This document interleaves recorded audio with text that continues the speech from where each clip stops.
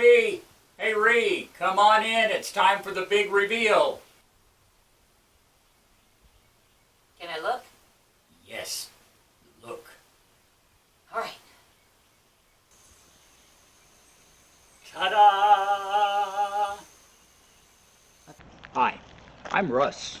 I'm rebuilding a 1977 Mobile Traveler motorhome.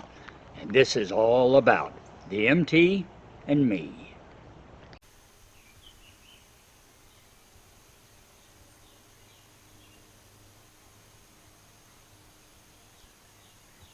So, what do you think?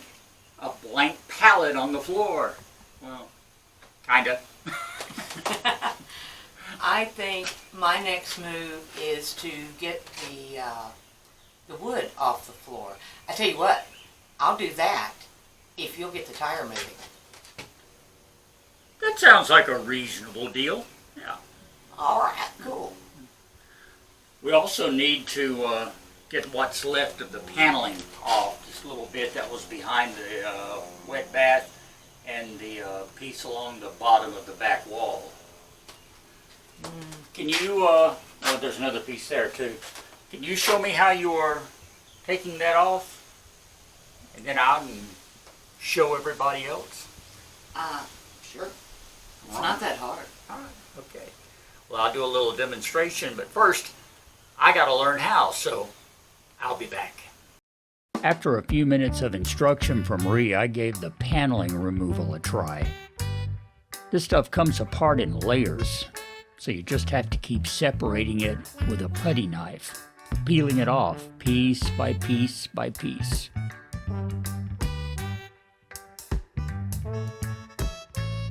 Sometimes you have to cut around the edges with a knife before you can peel it off.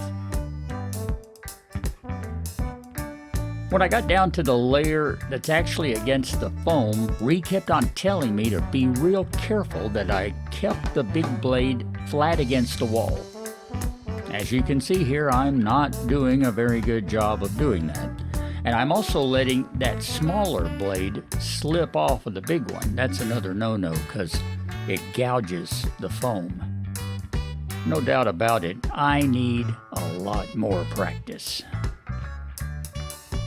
Oh, if the wood is really stuck, then you use a hammer to tap the blade between it and the foam. Right, here's a chance to really gouge the wall. I gotta tell you, I'm glad she's already done 90% of the walls in here, because after just a few minutes of this, I really appreciate all the work she's put in on it. After this, I know she can't wait to get started ripping up the floors.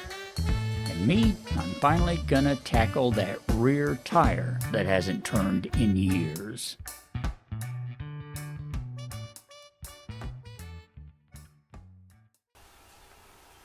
Hey, I found it! I've been looking for this liquid wrench for, gee, I don't know how long. Well, you bought it with the jacks, Yeah, didn't well, I you? got the jack and the jack stands, and that's what, like 3 months ago, maybe? So, some ridiculous amount of time. I had stuck it in the Connex and stuck it in a little, got the storage cubby holes in there, and it was sitting on a shelf like that, so I just didn't recognize it. So anyway, here it is. So I got the liquid wrench. I'm going to take the jack and the jack stands. I was under the MT a while ago looking at that rear tire. I'm going to see if I can't jack it up, get some of this inside the brake drum from the back side, and just see if it'll loosen that tire up. I kind of don't expect it to, but maybe that's a good sign. We'll find out. I thought you were going to let me start ripping the floor out today. Well, I've already got started on this, and I'm just giving you a hard time. Okay, well, I mean, it's certainly not safe to work inside it when it's up on a jack stand. Oh, so, come on. Don't you want me bouncing around in there while you're underneath it? It'll be fun. Yeah, that's what you always tell me. Of course, it'll be a blast. Wow. I'm here early this morning because right now this part of the MT's in the shade. It's already in the 80s out here and very humid. humidity is at 75%, I think. I feel like 175. But anyway, it's going to be another hot, sticky day, so I figure I might have this is shady until about noon or 1 o'clock, and then it starts getting in the sun, and that's my quitting time. So I'm just going to see what I can accomplish.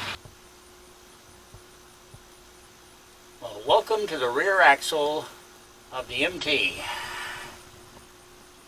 And this is the left rear tire, which for reasons unknown is locked up and unable to move.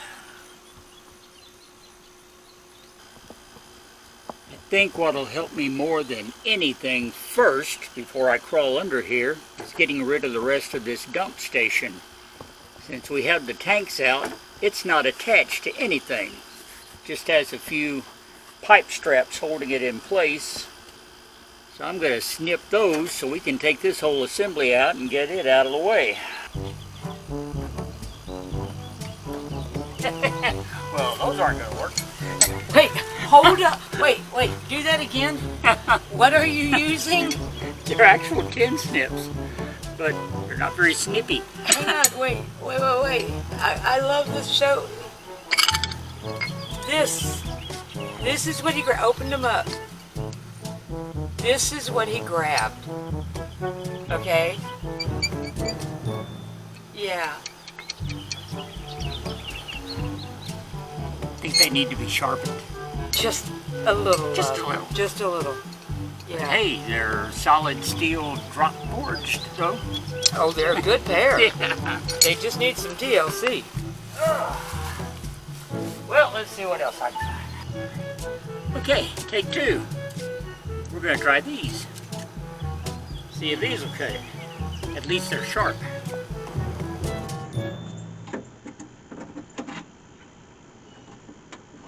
I think it's working.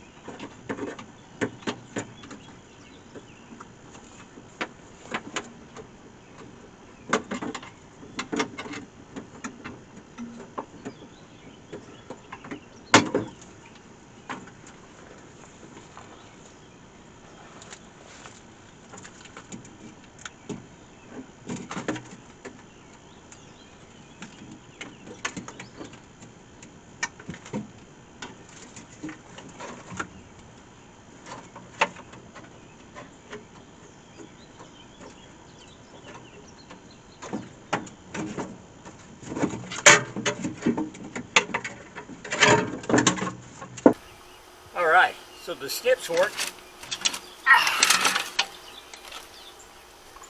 And you know what? Getting this out is truly the last of the plumbing system. So, no more dump station, and I've got a lot more room to work under here trying to get to this rear tire. I'm happy. Well, first things first, we get the jack and the jack stand in place.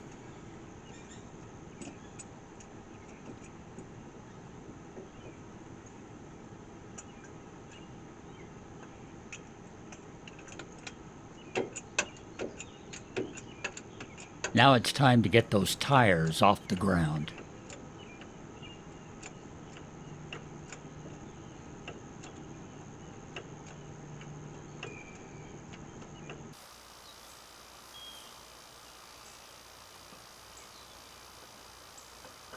And now we can get the tires themselves off.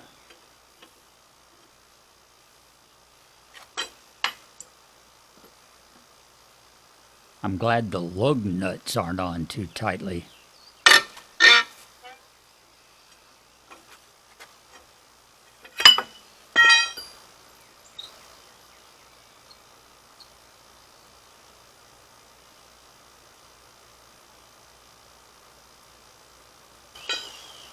No, I have to admit, I've never taken dually tires off before, and I really wasn't sure how they fit on until I got them off.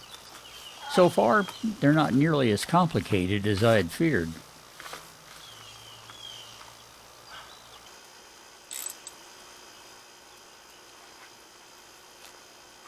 Okay, the next step is taking these nuts off so we can pull the axle out so that we can get to the brake drum assembly and pull it off. You know, I think this is starting to get complicated after all.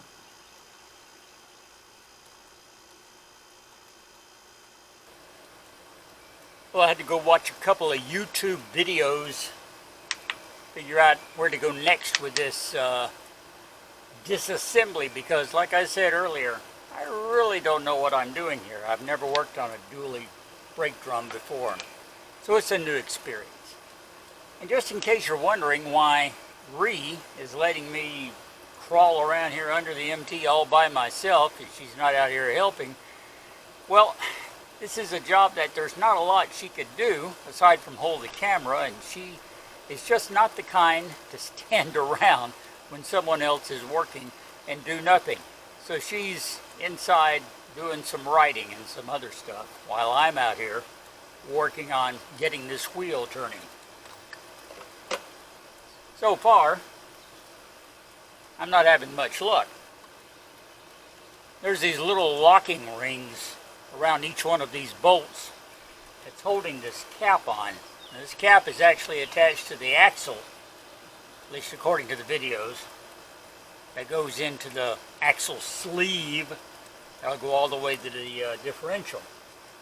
So in order to pull the axle out, you have to get these little rings out, and it'll pull right out. Then you can take this entire cover for the brake drum assembly off. Video said cap on these and they'd pop out, and then you could grab them with pliers and work them out. They're not popping out. Any of you watching are tire experts. You're probably getting a good laugh at me. That's okay. I'm just trying to figure this out as I go along. Feel free to tell me in the comments everything I'm doing wrong, because next time maybe I can do better. As for this time, this is getting frustrating.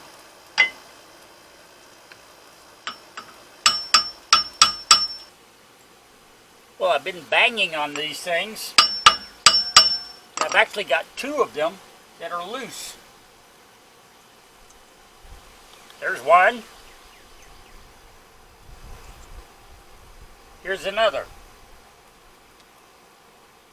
2 down, 8 to go.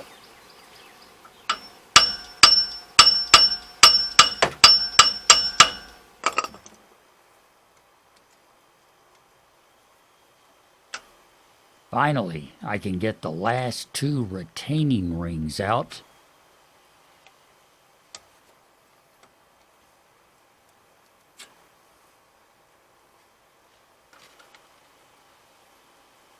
And then pull out the rear axle.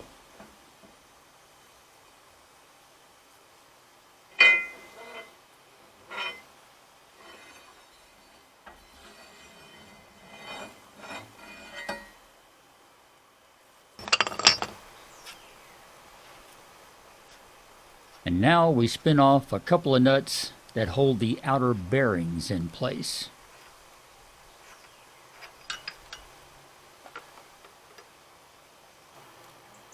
At this point, this entire drum assembly should start sliding off.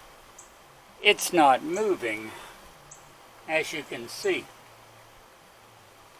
The fact that the axle came out smooth and easy tells me that this is the part that's locked up. If it had been the axle locked up holding it, this would be moving freely now. This is still not rotating though. The bearings are good. I can move the bearings, at least the outer bearings, right here. There's another set of inner bearings in there. But something has got this frozen in place. And no amount of persuasion is making it let go so far. I am at an impasse on that tire, so the time has come for me to call in reinforcements. My nephew, Adam. He knows more than me. I'm going to see if I can get him. Hey, Adam, you busy? Yeah, I was wondering if you could come over and help me out with this tire a little bit. I'm not sure what to do next. I've called in reinforcements. Adam, my nephew. Yeah. Geneva, my niece. They usually what seizes up on them is a emergency brake inside his drum. Yeah. I'm gonna have to bring it towards you and heat up.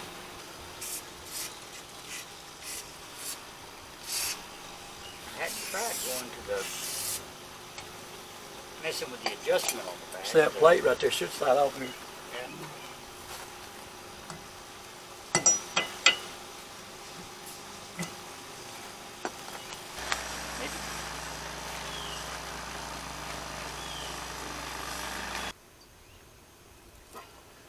Yeah, this.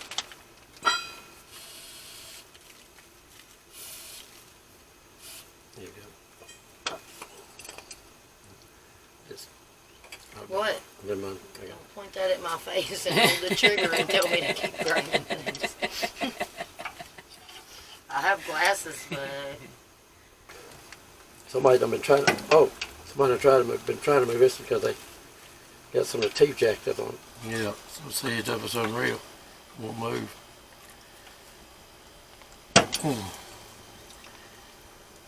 Let me think about this for a minute.